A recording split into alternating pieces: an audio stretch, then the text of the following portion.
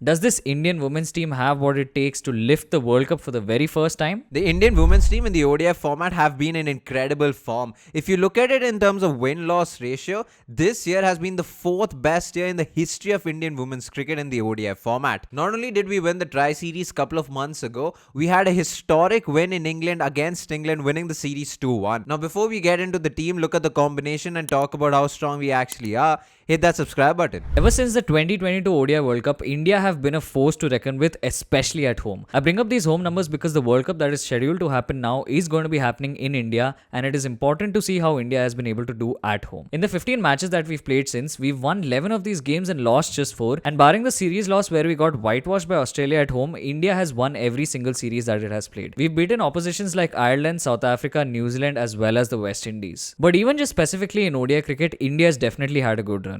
Even the series win in England was where England were dominating at home. In fact, England had won 11 straight ODI games before India broke their streak in that ODI series. And clearly, India is becoming a bit of a world beater because other than Australia, India is the only team to win an ODI series since 2023 in England. This year also has been an absolute revelation in terms of the batting prowess that these girls have been able to show, because in ODI history, we've got just 12 scores of 300 plus, out of which 5 of them have come in this particular calendar year. From talking about the team, it is only right to talk about the captain herself. From the Tri-Series couple of months ago, she scored 266 runs at an average of 44 and a very impressive strike rate of 101. Something that a lot of people criticize Harmanpreet Kaur in the ODI format. Here's her strike rate. Her career strike rate is in the mid 70s. She has a strike rate of 75. So for her to have a strike rate of 101 across the last 8 games is an improvement in itself. And it's not just this with Harmanpreet Kaur, right? Until the last ODI, the third ODI against England, she was a bit under pressure because her last 100 came out almost 15 innings ago. And since that 100 until the third ODI, she had an average of just 34.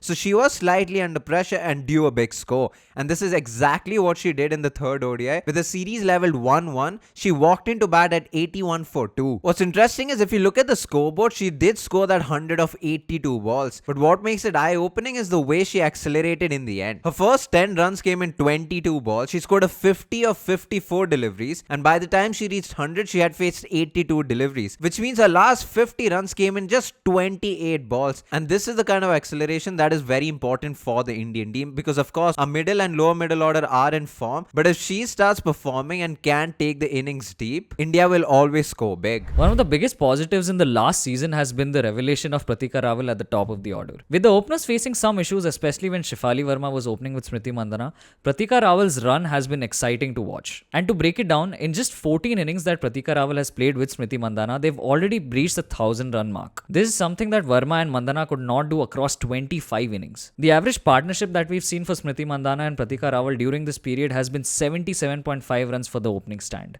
Not only that, they've also got 4 century stands, and overall they've got 10 50 plus stands in just 14 innings. Compare that to Shefali and Smriti, who have an average opening stand of just 37, and they've got just 1 century stand in all of the innings that they've played. Smriti Mandhana continues to remain in good form as she still averages 47 over the last 8 games and she strikes at 90. She's also got 100 and 150 during this period. On the other hand, Pratika Rawal did have a brilliant start to her ODI career, but that is something that has tapered off slightly over the last 8 games. While her career average is 54 and her career strike rate is 87, those numbers have come down significantly. In the last 8 games, she has played against tougher oppositions and in tougher conditions. Her average hence has come down a bit to 37, and even her strike rate has come down to 76. Something to watch out for is that she might be in a little bit of pressure for her spot. And we say this because of India's track record when it comes to selecting teams, and so she might be a little bit under pressure. Someone else who has locked down her spot at number 3 is Harleen Deol. In the last 8 matches, she's had an average of 35 and a strike rate of 70. It's not the most impressive, but what is more concerning with her is her conversion rate. It's very interesting because if you look at it statistically, she has an average of 35,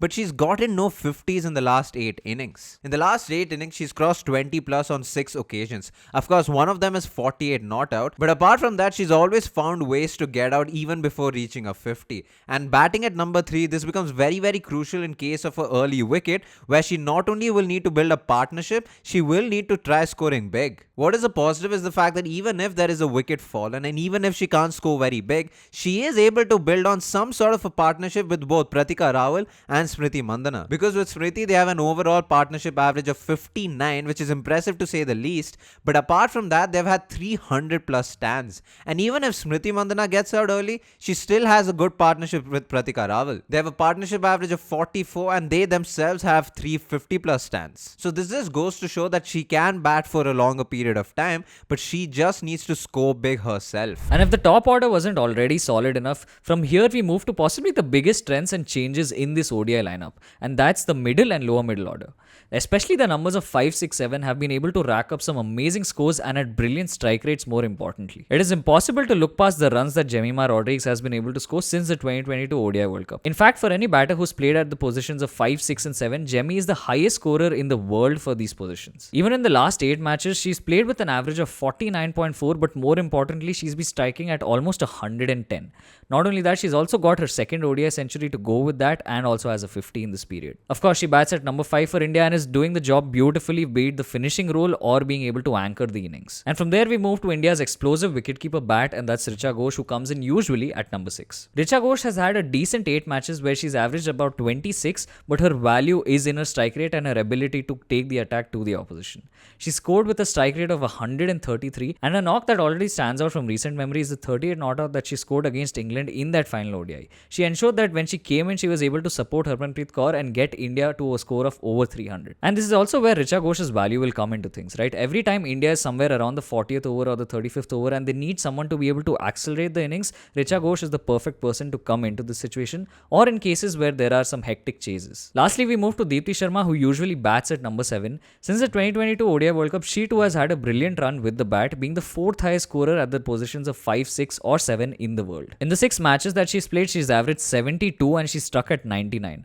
More importantly, she's also got crucial runs. She's got 250s, and you won't forget the knock that she played recently to ensure that India got over the line. And even overall, when you compare the 4th, 5th and 6th wickets to the rest of the world, India is second in that position. They've been able to score almost 3,000 runs over 93 innings with an average wicket partnership of 36. They've also been able to get 5 century stands and 14 50 plus stands. This is something that's extremely important, especially going into a World Cup at home. And this is where we'll start discussing the bowlers, especially the spinners, considering the fact that the World Cup is going to be in India. And of course, 3 names automatically stand out from the last few matches, and that is Sneh Rana, Deepti Sharma and Sri Charani. Sneh Rana in the last 8 matches has been the highest wicket taker for the Indian team, because across 8 matches she's picked up 18 wickets with an average of 17 with an economy of 4.6 with 1 4-fer and 1 5-fer. She has not only stepped it up with the ball in terms of wicket taking, but she's also making sure she's not conceding a lot of runs. And then we come to the up and coming left arm spinner, that's Sri Charani. In the 8 matches that she has played, she's only picked up 9 wickets with an average of 44, but a very decent economy of 5.5. What will be important is to see if the Indian management continue to give her chances against the Australian team and how she does against the best batters in the world. And this is where we come to Deepti Sharma, who has been the highest wicket taker for the Indian team since the 2022 World Cup. Even though she hasn't picked up a lot of wickets across these 8 matches, she has an economy of 4.5, and she's someone who not only bowls at the death, can bowl in the power play and anywhere in the middle overs, which is also why she will be the backbone of the spinners selected to play for the Indian team, especially because once again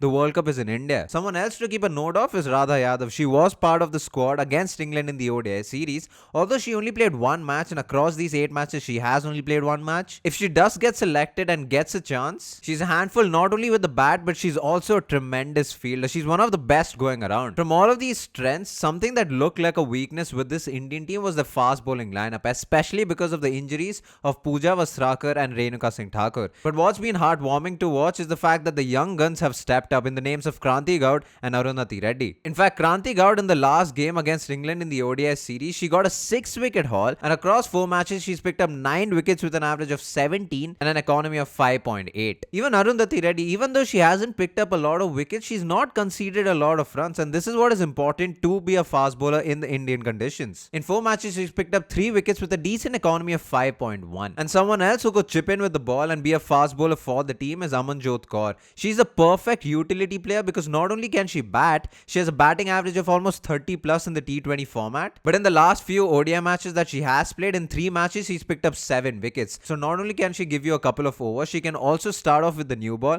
and she can be a finisher with the bat. One final thing that the Indian team needs to really look at is their fielding. Now, something that was a characteristic of a couple of last World Cup losses was that India had dropped a lot of catches. Even their ground fielding was not up to the mark, but we can definitely say that that is definitely an improvement. While there have been a few catches, that is something that they can definitely work on over time, but more importantly, their ground fielding has improved tremendously. With their efforts, the fielders like Jemimah Rodrigues, Harleen Praveen Deol as well as Deepti Sharma have ensured that they've been able to energize the fielders and they've not conceded extra runs, which helps build pressure. In a place like India where a lot of pitches are batting friendly, it will be important for the outfielders as well as the fielders in the ring to be able to save as many runs as possible. Now, as much as the Indian team has performed really well over a large period of time since the last couple of seasons, the main benchmark for them will be the upcoming Australian series, and that will also help decide what the final 11s might look like and what the combinations will be going into that World Cup. This has been a video on what India's progress has been so far in the last couple of series and how they're looking for that World Cup itself. If you've liked this, definitely leave a comment down below, like the video, share it with your friends, and subscribe most importantly. If you want this video to go out to more people, definitely hit the hype button as well, because that will help us push this video out to a lot more people. All of our links are in the description. Thank you so much for watching. Peace.